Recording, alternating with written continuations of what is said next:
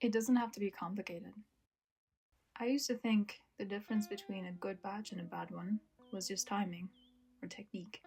You try again, tweak something, hope it works out better next time. I grew up in Turkey, and for a while, the milk we used came straight from my great-uncle's dairy farm just outside his town. It really didn't feel all that special. If the milk was good, then whatever you made with it turned out great. After we moved to Canada, we started working with what was available here in grocery stores. And if that's what you're used to, there's no reason to question it.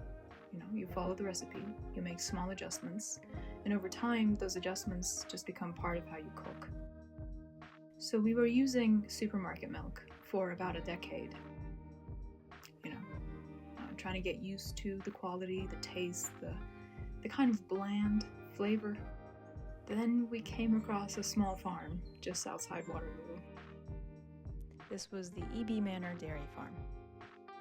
Jim Eby runs it with his family. When I visited Eby Farm as an enthusiastic customer, what stayed with me wasn't about the milk. It was how he talked about the cows. He pays attention to how they behave, whether they're relaxed, whether they come up to people, whether they stay or walk away.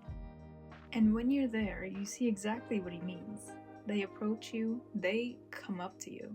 They stay close, they're curious, there is absolutely no hesitation.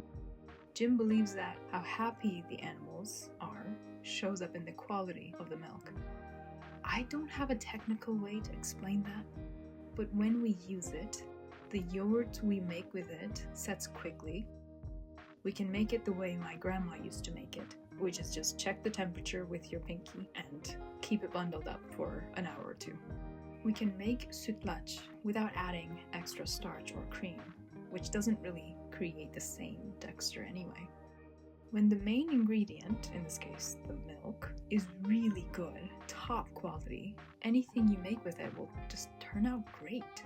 It's really hard to mess up a dish that you make with good ingredients. That was the first time in years that we stopped supplementing milk for taste and texture. It took us a long time to come across Eby Manor's milk. I keep bumping into people who know about A2 milk, but who haven't heard of Eby Manor. If you're ever at the Waterloo Farmers Market, it's worth trying it once, just to see the difference.